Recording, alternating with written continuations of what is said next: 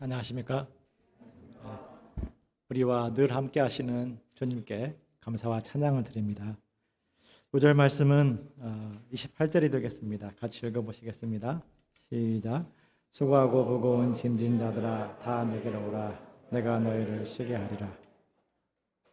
방금의 엘라 목자의 특성을 듣고 있다 보니까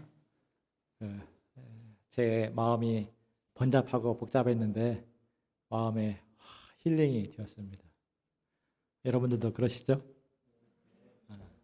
또 지난주에 팬텀 싱어를 보았습니다. 라비던스 팀의 그 노래를 들었는데 음악이 영혼에 힘을 줄 수 있구나 하는 것을 깨달았습니다. 음악의 힘이 놀랍구나 하는 것을 느꼈습니다.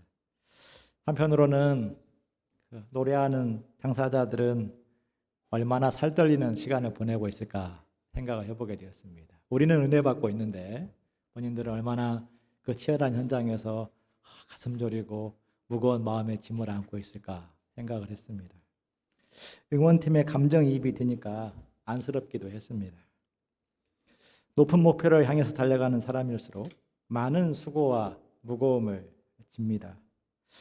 그 점에서 오늘 말씀의 제목은 가장 은혜로운 타이틀이라 할 수 있습니다. 쉬게 하리라.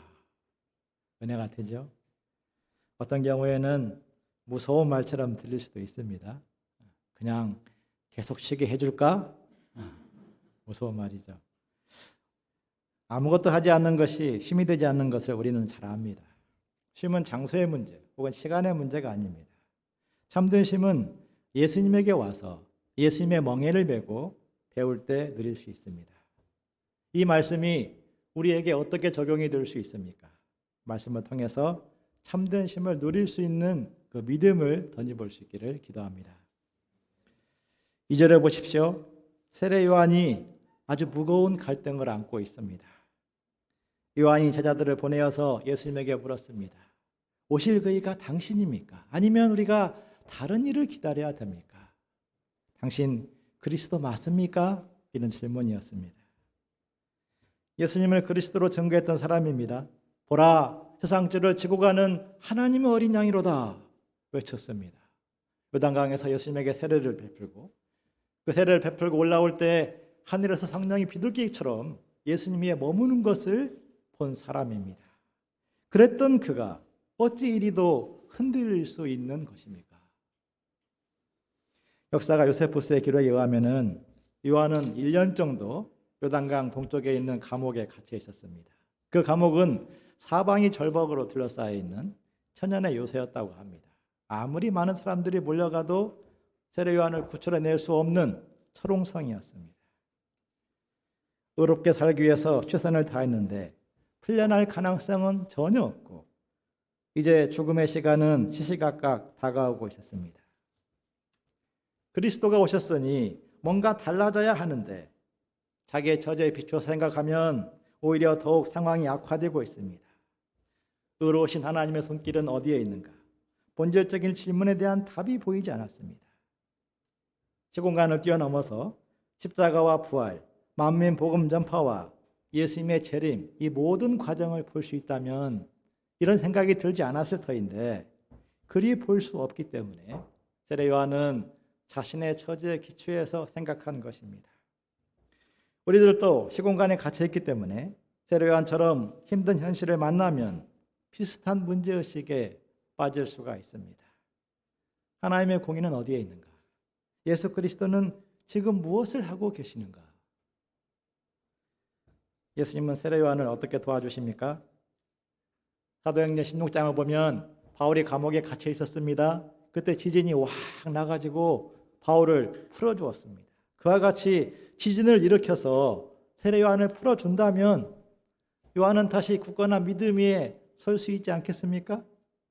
그런데 예수님은 그와 같이 하지 않습니다. 지금 본 것을 다시 가서 말하라 말씀하십니다. 그것은 맹인이 보게 되고 못 걷는 사람이 걷게 되고 나병한 자가 깨끗하게 되고 죽은 자가 다시 살아나고 가난한 자에게 복음이 전파되는 것이었습니다. 세례 요한이 이미 듣고 알고 있는 이야기입니다. 또한 다시 들어도 별로 은혜 받을 것 같지 않는 그런 이야기입니다. 왜 그것을 다시 말씀하라는 것입니까? 세례요한은 아마 이런 생각을 했을 것입니다. 병자를 고치고 죽은 자가 살아난들 그것이 세상의 변화와 무슨 상관이 있단 말인가? 내 문제 해결과 무슨 상관이 있단 말인가? 헤롯 왕이나 빌라도 같은 사람, 김정은 위원장 같은 거물급 사람들을 변화시키는 그런 역사가 아니었습니다. 목자 에너지를 빼먹는 그런 사람들 하나하나 돕는 이야기가 무슨 비전을 줄 수 있단 말인가? 그런데도 예수님은 가서 다시 전하라 말씀하십니다. 이는 이사야서 35장에 예언된 그리스도가 해야 될 사역이기 때문입니다. 그리스도는 세상의 중심에 서기 위해서 사람들의 요구대로 움직이는 그런 분이 아닙니다. 예수님은 성경 말씀을 따라서 움직이는 분이십니다. 또한 성경 말씀대로 죄인들과 연약한 자들, 그들을 구원하여서 새 사람 되게 하는 그 역사, 거기에 집중하는 것이 그리스도의 인생 목적이었습니다. 6절을 같이 읽어보시겠습니다. 시작. 누구든지 나로 말미암아 실족하지 아니하는 자는 복이 있도다 하시니라. 예수님으로 말미암아 실족하지 않는 사람이 누구입니까? 절망과 불신으로 빠질 수밖에 없는 그런 상황에서 예수님을 바라봄으로 다시 믿음 위에 굳게 서는 사람입니다.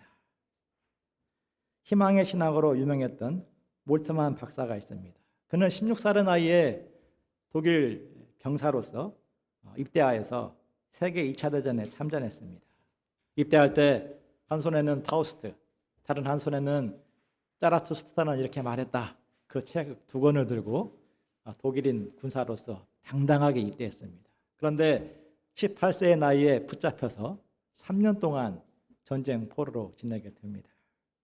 너무나 큰 절망이 그에게 다가옵니다. 자부심 다 깨지고 포로 생활의 그 절박함이 매일매일 그를 짓누릅니다.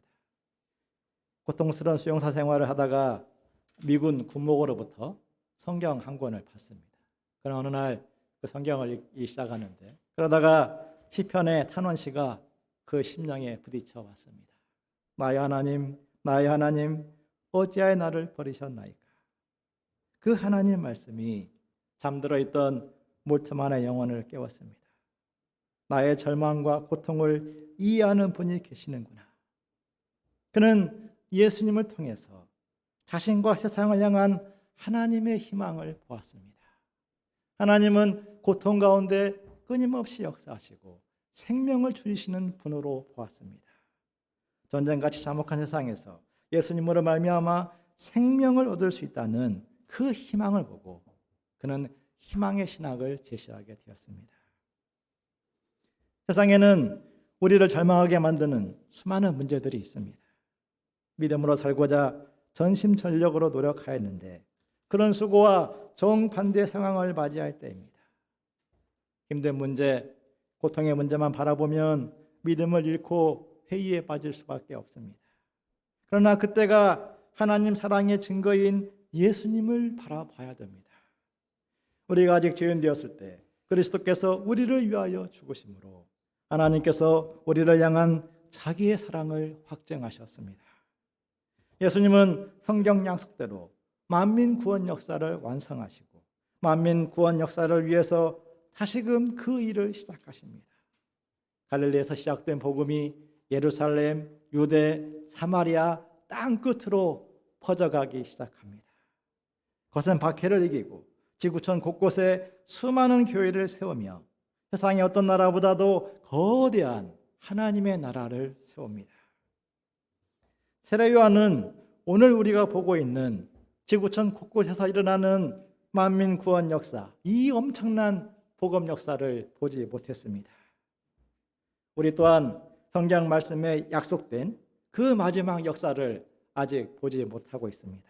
그것은 예수님의 재림으로 말미암아 임하게 될 새 하늘과 새 땅의 역사입니다. 땅 끝까지 복음이 전파되면 우리 주 예수 그리스도께서 다시 오실 것입니다. 그리고 살아있는 자, 죽은 자들을 깨워서 그리스도의 심판대 앞에 서게 할 것이고 선악을 따라서 심판하실 것입니다. 마귀와 죄와 죽음을 영원한 지옥불에 던져버리시고 사망이 없고 어둠이 없는 새하늘과 새 땅을 여실 것입니다. 우리가 어떤 고난이나 어려움을 만날지라도 승리를 확신하고 믿음 위에 서야 할 이유입니다. 예수님으로 말미암아 실족하지 아니하고 인내하며 용기 있게 살아가는 그 사람들이 참으로 복된 사람들입니다. 우리에게 이 믿음을 주시기를 간절히 기도합니다. 예수님은 세례 요한이 얼마나 훌륭한 사람인가 설명하십니다. 대부분의 사람들은 바람에 흔들리는 갈대처럼 눈앞의 유익, 주변 분위기에 따라서 이리저리 갈팡질팡합니다. 당장의 이익을 위해서 의리나 부르심을 팽개치기도 합니다. 세례 요한도 그렇게 흔들리는 갈대처럼 생각할 수 있습니다. 혹은 부드러운 옷을 거치고자 권력을 추구하는 사람처럼 세상 영광 때문에 낙심한 사람처럼 생각할지도 모릅니다. 그러나 예수님은 세례 요한을 그렇게 평가하지 않았습니다. 그는 갈대가 아니라 푸르른 소나무처럼 지조에 있는 사람이었고 권력자의 부정에 맞서 회개하도록 용감히 도전하는 선지자였습니다. 또 그리스도를 영접할 수 있도록 마음 준비를 시키러 온 주의 사자였습니다. 11절을 보십시오. 예수님은 여자가 낳은 자 중에 세례 요한보다 더 큰 이가 없다. 가장 놀라운 칭찬을 하십니다. 그런데 예수님 말씀은 세례 요한을 높이는 것으로 끝나지 않습니다. 11절 하반절을 보십시오. 11절을 같이 읽어보시겠습니다. 시작. 세례 요한보다 더 큰 이가 일어나며 그러나 천국에서는 극히 작은 자라도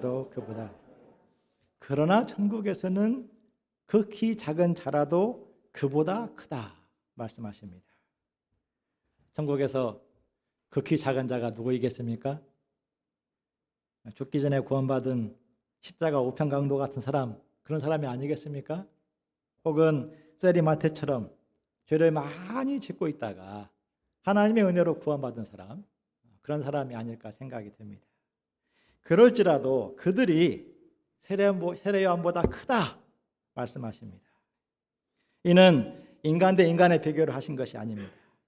그리스도를 얼마나 아느냐의 문제로 비교하신 것입니다. 그렇다면 그리스도를 아는 것이 왜 그렇게 중요한 것입니까? 도대체 그리스도를 아는 것이 왜 그리도 놀라운 사실입니까?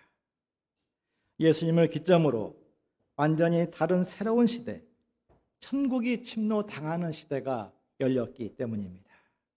침노한다는 것은 습격하여 탈취한다, 점유한다는 것입니다. 죄인들이 믿음으로 막 밀치고 들어와서 나도 천국에 살아야겠습니다. 딱 자리를 잡는 것입니다.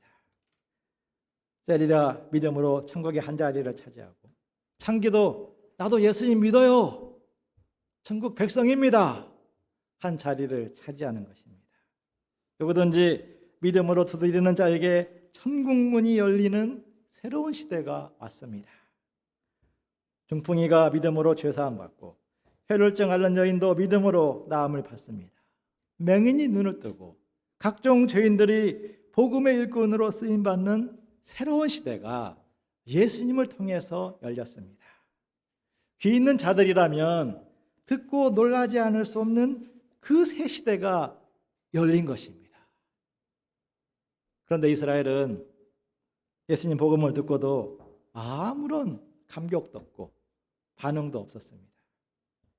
마치 같이 놀자고 초청해도 응답하지 않는 아이들과 같습니다.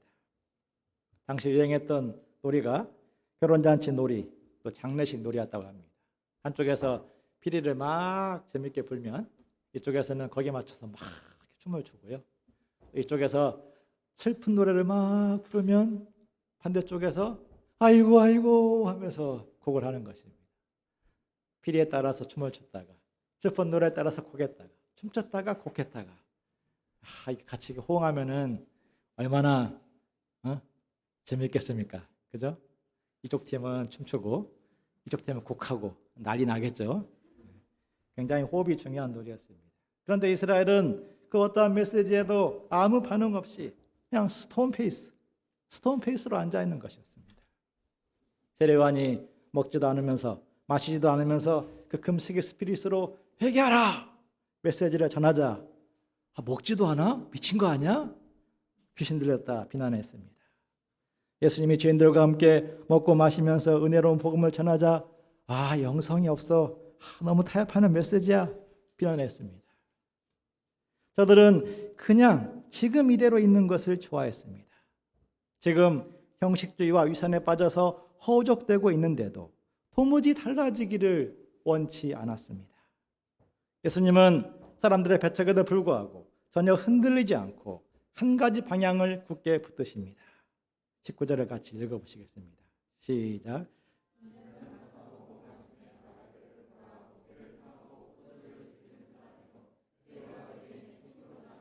지혜는 그 행한 일로 인하여 옳다함을 얻습니다.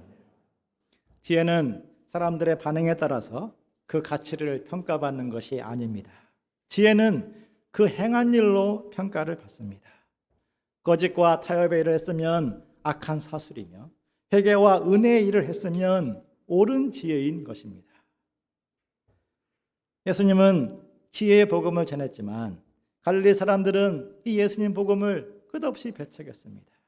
특히 대표적인 것이 고라신, 벳세다, 가버나움이었습니다. 벳세다는 오병이어로 5,000명을 먹인 놀라운 역사의 현장이었고, 가버나움은 수많은 병자들을 고친 은혜로운 곳이었습니다. 은혜를 많이 입은 이 고을들이 회개하지 않는 것이 예수님에게 큰 고통이었습니다. 예수님은 저들에게 충격적인 메시지를 던지십니다. 교만과 쾌락의 도시로 알려진 투로와 시돈보다도 벳세다가 더 악하다고 말씀하십니다. 가버나움의 교만은 하늘을 찌를 정도로 심각하며 타락의 끝판왕이라 할 수 있는 소돔보다도 더 악하다, 이렇게 말씀하십니다. 갈릴리 사람들이 들으면 억울합니다, 이렇게 화를 낼 만한 메시지였습니다.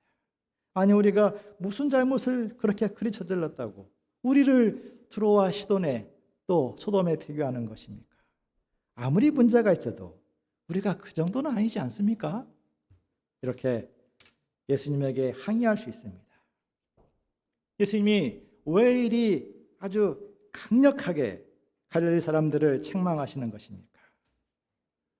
두로와 소돔 사람들은 그리스도를 모르는 가운데 죄를 짓고 회개하지 않았지만 갈릴리 사람들은 그리스도를 알고도 회개하지 않았기 때문입니다.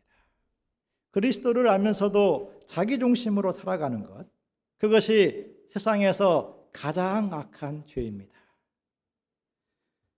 사실 이스라엘의 지혜 있는 자나 슬기로운 자들은 예수님을 영접해야 마땅했습니다. 그들은 성경을 알았고 그리스도를 오랫동안 기다려왔기 때문입니다.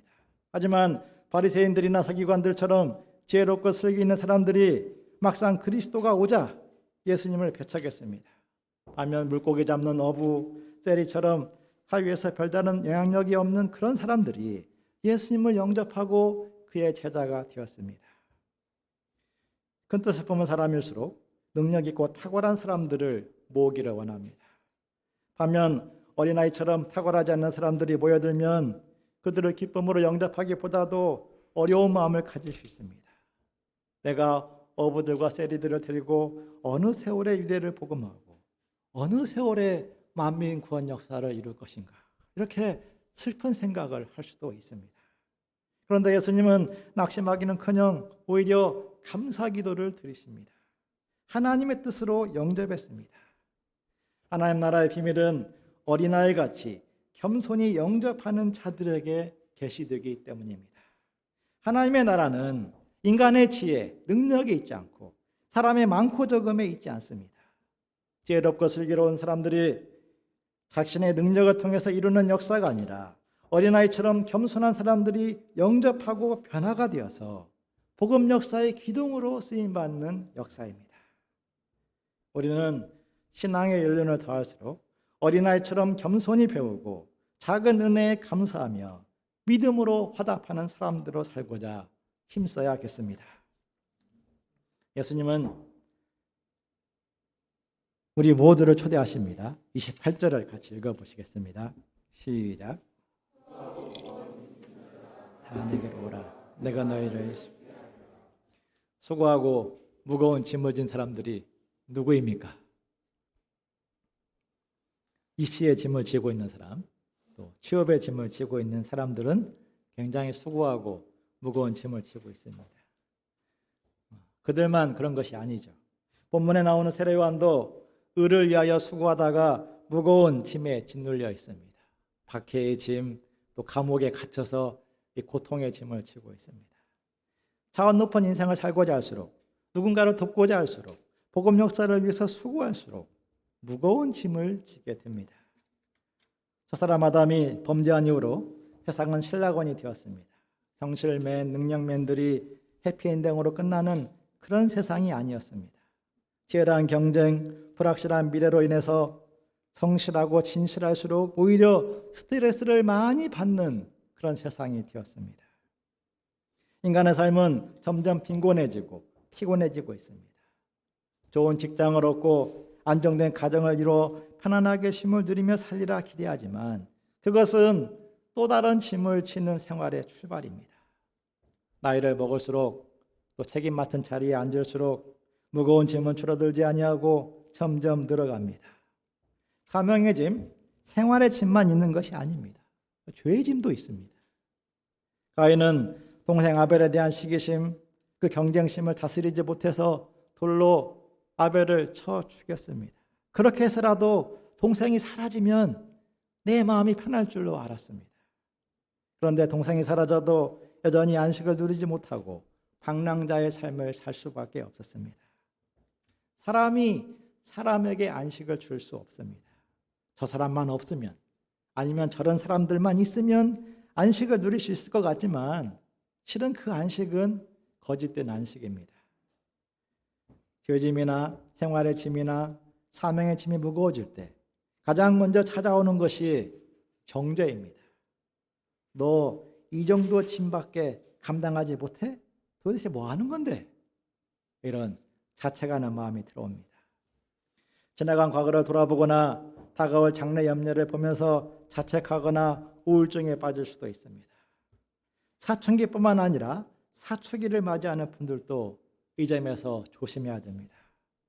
위로 연로한 부모님을 보면서 내가 좀 더 잘 섬겼어야 하는데, 또 아래로 커가는 아이들을 보면서 그때 이렇게 도왔어야 하는데, 이런 마음으로 자책할 수 있습니다.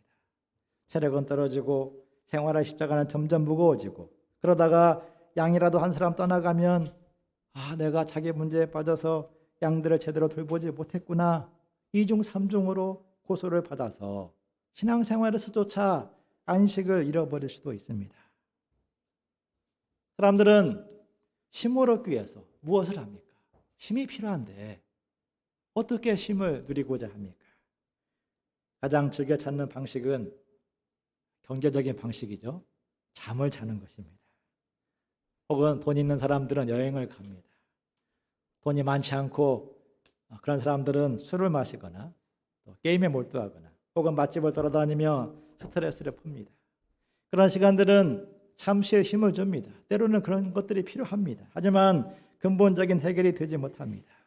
예수님은 다 내게로 오라, 내가 너희를 쉬게 하리라 초청하십니다. 죄짐이든지 생활의 짐이든지 사명의 짐이든지 무엇으로 수고하고 무거워졌든지 다 예수님에게 오라 말씀하십니다. 예수님은 마음이 온유하고 겸손하심으로 그 어떤 사람도 정죄하지 않습니다. 예수님은 간음중에 잡혀온 여자를 정죄하지 않았습니다. 나도 너를 정죄하지 아니하노니 가서 다시는 죄를 범치 말라. 심지어 예수님은 자신을 십자가에 못 박고 조롱하는 그들을 향해서 용서의 기도를 하셨습니다. 아버지, 저들을 용서하여 주옵소서. 자기들의 하는 것을 알지 못함이니이다. 예수님은 부활을 목격하고도 사명을 피하여 티베르 바다로 떠나간 그 베드로를 정죄하지 않고 찾아오셨습니다. 그의 빈 그물을 채워주시고 조반을 차려놓고 그를 초청했습니다. 와서 조반을 먹어라. 내가 나를 사랑하느냐 물으시고 그 사랑을 회복시켜 주었습니다. 예수님은 열심히 수고하여 열매를 남긴 자들의 기쁨에 같이 참여하십니다. 잘하였도다 착하고 충성된 종아, 내가 열골 권세에 참여하라. 예수님은 열심히 수고하였으나 배척당하고 고난을 겪는 자들의 아픔에도 동참하십니다. 누구든지 제자의 이름으로 이 작은 자 하나에게 냉수 한 그릇이라도 주는 자에게 결단코 그 상을 잊지 아니하리라. 예수님은 우리의 죄짐을 담당하여 주십니다. 예수님은 우리의 생활의 짐에 함께 하시고 그걸 감당케 하십니다. 예수님은 사명의 십자가를 감당할 수 있는 능력과 힘을 공급해 주십니다. 수고롭고 무거울수록 그 문제를 해결하는 근본적인 비결은 예수님에게 나아가는 것입니다. 29절을 보십시오. 같이 읽어보시겠습니다. 시작. 나는 마음이 온유하고 겸손하니 나의 멍에를 메고 내게 배우라. 그리하면 너의 마음이 쉼을 얻으리니. 예수님은 쉼을 약속하시면서 짐을 덜어주기보다도 멍에를 메고 배우라 라고 말씀하십니다. 멍에는 소나 말이 달굴이나 쟁기를 끌 때 그 어깨에 걸치는 막대입니다. 일을 하기 위해서 어깨에 매는 틀이다 라고 생각하면 됩니다. 소는 멍에를 매야만 일을 제대로 할 수 있습니다. 그런데 그 멍에가 소에게 딱 맞지 않으면은 힘은 힘대로 쓰고 고생은 고생대로 하게 됩니다. 예수님은 나의 멍에를 메고 내게 배우라 하십니다. 너의 멍에를 메고 열심히 절하지 않고 나의 멍에를 메고 내게 배우라고 하셨습니다. 중동 지방에서는 두 마리의 소가 하나의 멍에를 매는데 경험 많은 소와 신입소를 같이 묶는다고 합니다. 그러면 신입소는 경험소를 따라 일하는 것을 배우게 됩니다. 그와 같이 예수님은 영적이지 않는 우리와 함께 하시며 겸손하게 하시고 기도하게 하십니다. 하나님의 선하신 주권과 인도하심을 따라가도록 한 걸음 한 걸음 우리를 이끌어 가십니다. 그를 통해서 믿음을 배우고 은혜를 누리게 하시고 생명을 얻도록 인도하십니다. 그런데 이 예수님의 함께 하심이 어떻게 알 수 있습니까? 온유하고 겸손한 사람들이 그 주님의 함께 하심을 봅니다. 온유하고 겸손하신 예수님처럼 자기 부인, 자기 십자가의 길을 갈 때 그 십자가가 가벼워지고 생명력을 얻게 됩니다. 신앙생활이 무거워지는 것은 함께 하시는 예수님을 믿지 못하고 자기 혼자 자기 힘으로 모든 것을 하려고 하기 때문입니다.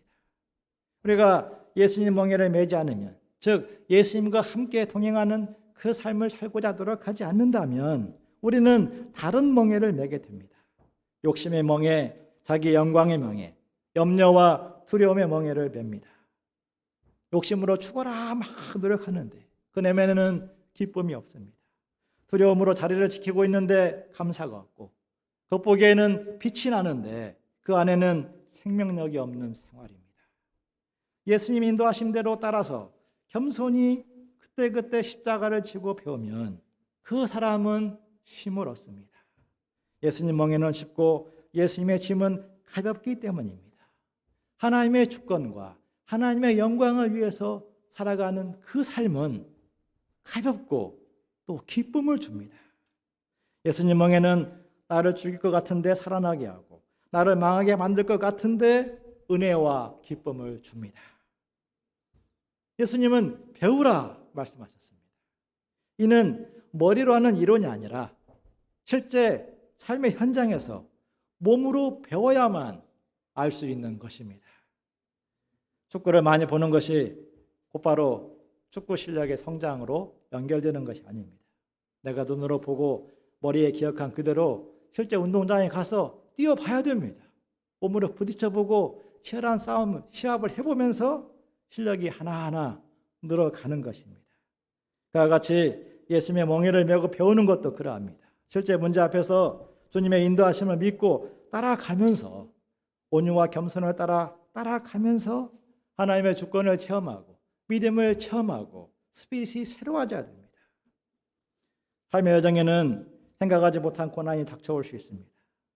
뼈아픈 실패처럼 보이는 상황을 만나기도 하고 내 힘으로 도저히 감당할 수 없는 무거운 십자가를 마주할 때도 있습니다. 우리의 본성은 그때 도망치고 숨으라고 합니다.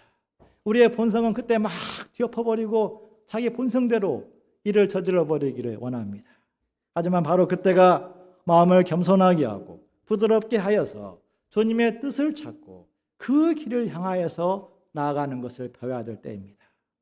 그러한 체험이 하나 둘 쌓이고 몸에 익혀질 때 어떤 상황이나 문제를 만나든지 요동하지 않고 평안을 누릴 수 있습니다. 이 믿음을 우리 각 사람에게 주시기를 기도합니다.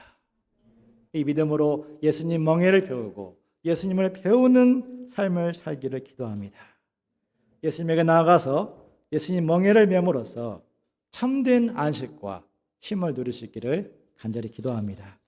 기도하겠습니다. 하나님 아버지, 일생 죄짐과 생활의 침에 눌려서 때로는 사명의 침에 눌려서 쉬지 못하고 또 고통할 수밖에 없는 저희들의 구주가 되기 위해서 이 땅에 오신 예수님께 감사와 찬양을 드립니다. 우리 주님은 마음이 온유하고 겸손하여서 범사의 우리 모든 허물과 죄짐을 다 담당해 주시고 우리의 약함을 담당해 주시고 또 우리가 힘있게 주님의 사람으로 살 수 있도록 성령을 부어주시고 때마다 인도하시는 것을 감사합니다. 하나님 아버지, 저희가 자기 생각과 자기 경험을 따라 살지 않고 이 예수님을 따라서 예수님 멍에를 배우고 예수님을 배워나가는 삶을 살도록 인도하여 주시기를 기도합니다. 그 속에서 주시는 참된 쉼과 성령의 도우심을 때마다 체험하도록 인도하여 주시기를 간절히 기도합니다. 하나님 아버지, 우리가 살아가는 시대가 점점 영적으로 많은 압박을 주는 시대가 되었습니다. 이런 시대 가운데 주님의 선하심과 인도하심을 믿는 믿음에 굳게 서서 예수님 멍에를 배우고 배우는 삶을 살도록 이끌어 주시옵소서. 예수님의 이름으로 기도하였습니다. 아멘.